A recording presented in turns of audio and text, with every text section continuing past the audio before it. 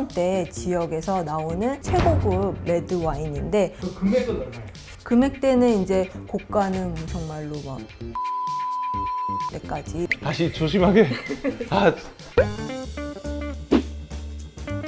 자, 뚜띠! 오늘도 저번에 알베가 다니는 와인숍에 대해서 이렇게 말씀드렸는데, 그리고 오늘은 저희 이탈리아 와인에 대해서 좀 더 자세하게 또 알려드리고, 그리고 와인 보관하는 방법이랑 제대로 오프닝하고 마시는 방법도 보여드리겠습니다. 처음 접해보시는 분들이나 이제 많이 안 드셔보신 분들이 알고 있으면 좀 좋을 만한 와인, 그렇죠. 아니면 이제 비즈니스 할 때 와인 매너나 어떤 와인을 알고 있으면 좋을지에 대해서 많이들 여쭤보시는데 딱 세 가지만 기억하고 계시면은 이태리 와인은 나는 이제 어느 정도 안다라고 그렇게 말씀을 할 수 있어서 맞아요. 알베르토의 고향과 가까운 베네토. 거기부터 시작할까요? 아, 좋아요.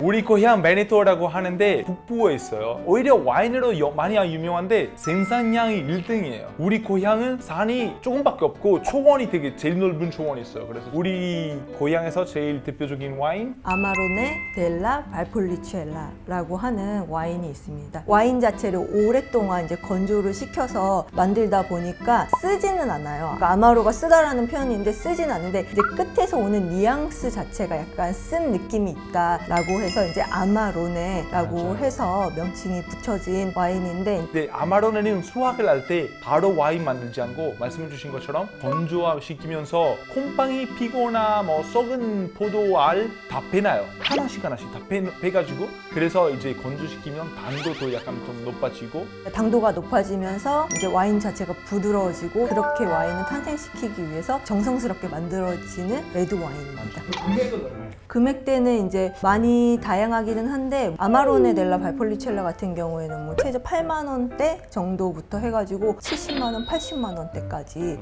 이탈리아 와인 고르실 때 또 단어 조금 아시면 좋을 텐데 아마로네 델라 발폴리첼라 지역 이름이에요. 발폴리첼라 지역의 아마로네인데 거기는 아마로네 클라시코가 있고 그냥 아마로네 있어요. 클라시코라는 단어 들어갈 때 아마로네에 들어가는 품종을 사용해서 아마로네 만드는 과정을 사용해서 발폴리첼라 그 지역에서만 만든 와인, 이거 클라시코라고 부르는데 하도 유명해져가지고 주변 지역에서도 만들기 시작했어요. 근데 주변 지역에서 만들면 클라시코라는 단어 못 써요. 그래서 클라시코 들어가면 진짜 찐 발폴리첼라고, 그래서 클라시코라는 단어 들어가면 보통 조금 더 비싸고. 또 이제 이태리 와인 하면 와인의 왕이라고 불릴 수 있는 와인이 있어요. 바롤로라고 하는 와인이 있는데 이거 같은 경우는 피에몬테 지역에서 나오는 최고급 레드 와인인데 와인의 왕이라고 불리는 것처럼 굉장히 바디감도 있고 탄닌도 있고 모든 사람들이 굉장히 사랑하고 한 번쯤 살면서 꼭 마셔보고 싶어 하는 와인 중에 하나고, 이태리에서도 굉장히 고가이기 때문에 뭐 데일리로 마실 수 있는 와인은 아니에요. 그래서 크리스마스나 부활절 이럴 때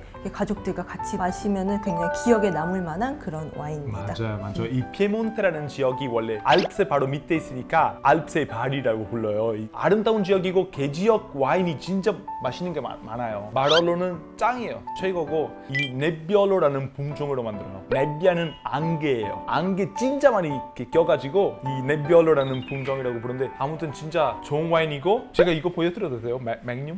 조심해야 되겠다 이거. 보통 이런 느낌이에요. 이제 딱 맥뇽 마롤로 와인의 왕입니다. 나라 행사 아니면 큰 행사, 부자의 아들이나 딸 태어났다, 아니면 크리스마스 친척들이 다 모여서 다시 조심하게.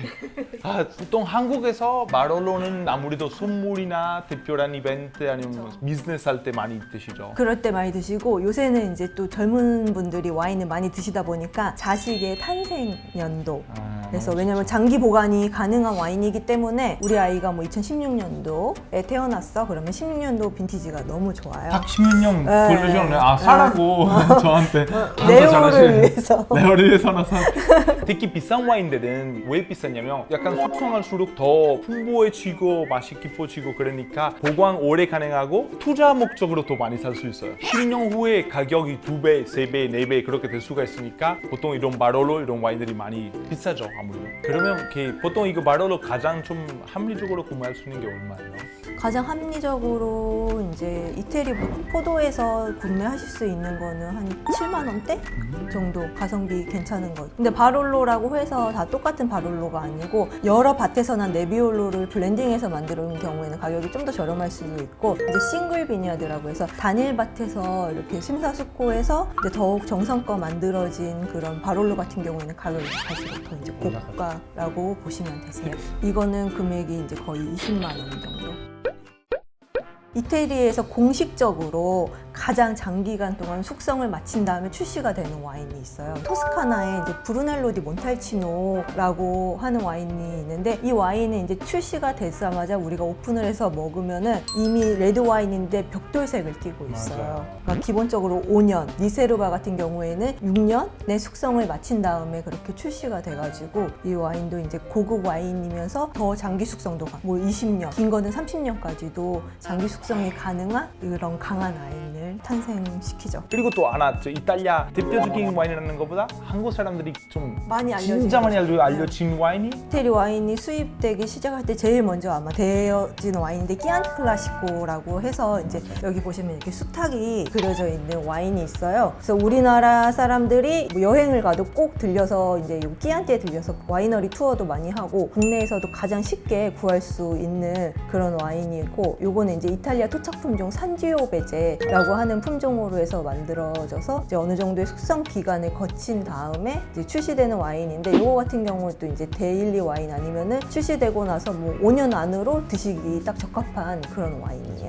이 깐티 아마 한국에서 이렇게 유명해진 이유가, 제 생각에는 한국 사람들이 이탈리아 가면 다 피렌체다 가잖아요. 피렌체 와인이 바로 깐티예요. 그 지역에서 제일 많이 만들고 많이 마시니까. 그래서 이미 이제 아마로네, 바롤로, 브루넬로 디 몬탈치노로 오늘 다 알게 되셨고, 끼안티에서도 끼안티가 있고 끼안티 클라시코가 있다는 거를 이제 외국인으로서 이 정도 하면 나는 정말 이탈리아 와인 좀 안다. 그래서 하나씩 또 드셔보시면 품종에 대해서 또 알게 되시고 입맛이 좀 더 다양해지고, 그러면 이거 레드 와인이고, 외국인들은 샴페인 많이 마시잖아요. 스파클링.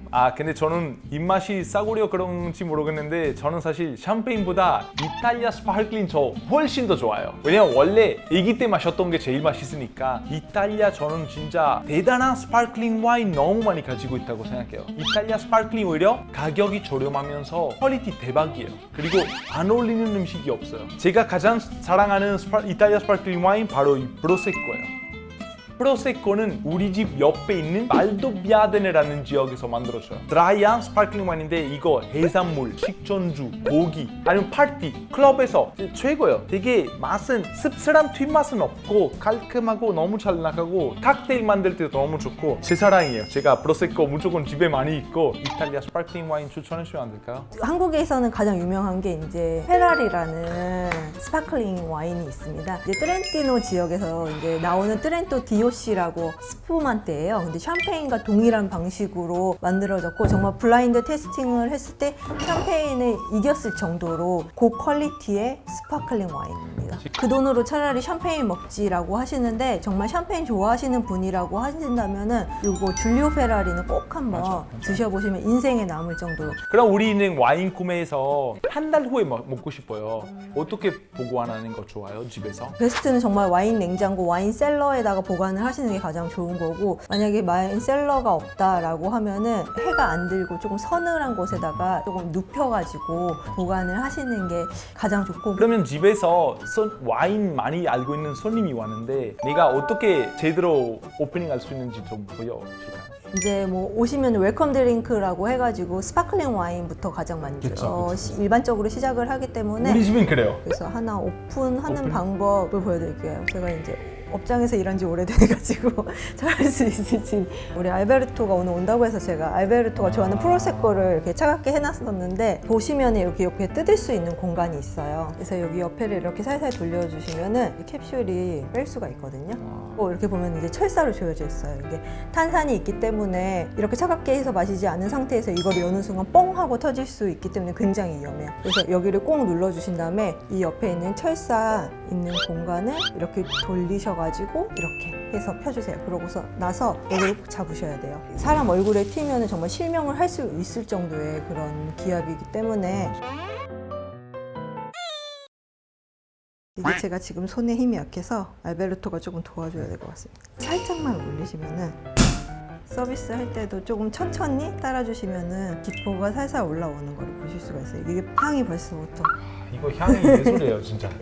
와인잔 어떻게 잡아야 되냐 이렇게 고민하시는 분들도 많은데 제가 말씀드리고 싶은 거 그냥 편하게 잡으세요. 근데 사실 이렇게 잡으면 손에서 열 나기 때문에 안 좋아요. 왜냐면 와인 다떼치거나 제일 좋은 게 저는 사실 이렇게 잡는 게 제일 좋다고 생각하는데 전문가 입장에서 맞아요. 그냥 편하게 잡아도 좋긴 하지만 어쨌든 간 화이트 와인이나 스파클링 와인 같은 경우에는 온도를 낮게 해서 차갑게 해서 마시는 와인이기 때문에 여기를 잡는 것보다는 여기 손잡이 부분을 잡고서 그렇게 드시는 게 너무 좋죠. 그리고 잔 할 때 신경 써야 되는 게 이렇게 하시면 이게 잔이 깨질 수가 있어요. 그래서 제일 좋은 방법은 원래 이렇게 이렇게 짠을 하고 짠을 할 때 우리나라 사람들은 이제 글라스를 많이 쳐다보는데 이태리에서는 큰일 나요. 그러면 사랑이 이루어질 수 없어요. 맞아요. 사랑이 이루어질 수가 없어요. 상대방에 대한 이제 존중인 거죠. 식사를 같이 하고 와인을 같이 드시는 분에 대한 예의고 존중이기 때문에 건배를 하면서 눈을 쳐다보고서 이제 뭐 맛있게 드세요. 미소 정도 미소 이렇게 딱 지으면서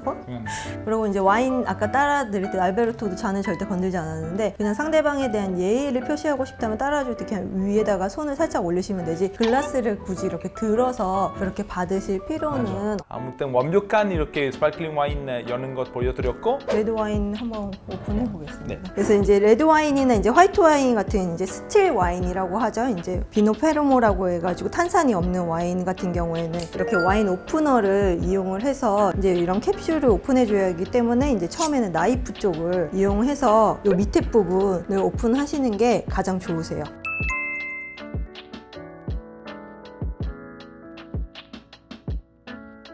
그래서 이렇게 넣어가지고 살살 돌려주시면 되세요. 뭐 이런 소리는 조금씩 나는 거기 때문에 그냥 당황하지 않으셔도 되고 너무 멋있다. 이렇게 해서 쭉 올리시면 되세요. 그래서 레드 와인도 스파클링 따랐던 것처럼 이렇게 살살 색깔이 너무 예뻐. 레드 와인 마실 때 레스토랑에서 보통 주문했던 사람한테 웨이터가 따라주고 테이스팅 시키잖아요. 이 테이스팅이라는 게 주문했던 와인이 맛있냐 맛없냐 확인하려고 그런 거 아니고 이 코크가 나무로 만들어지잖아요. 자연이기 때문에 상할 수도 있어요. 그러면 왜 테이스팅 하냐? 와인이 상했는지 안 상했는지 확인하는 거예요. 그래서 보통 우리는 전문가 아니지만 저희가 보통 테이스팅 할 때 뭐 하냐면 냄새 맡아보고 그리고 한번 마셔보고 살짝 코크 맛이 나지 않아요. 그러면 오케이. 코크 맛이 나면 좀 상했다. 그러면 당당하게 웨이터한테 이거 코크 맛이 나요. 바꿔주세요 하시면 돼요. 자기 원했던 맛이라서 바꿔달라고 하시면 안 돼요. 그리고 디캔팅 하는 것도 이거 보통 무지 안 하셔도 되고 좀 진짜 좋은 와인이면 미리 오픈해 놓는 게 병에서 이제 숨을 쉬게 한다고 해서 와인을 미리 이렇게 오픈을 해 놓고서 어느 정도 시간이 지난 다음에 드시면 와인이 공기랑 접촉을 하면서 점점 열리면서 마시기 부드럽게 변하거든요. 쇠는 와인 자체가 이제 너무 잘 만들어져 가지고 병 브리딩만 이제 충분하게 해주시면은 와인에 따라서 다른데 뭐 30분일 수도 있고 정말 뭐 조금 올드 빈티지 와인 같은 경우에는 한 3시간 전에 그런 게 되게 중요하기 때문에 모르시면은 전화하세요. 사람 모르는 거 없어요. 원래 솔직히 지금 우리 연상 18개 만들어야 되는데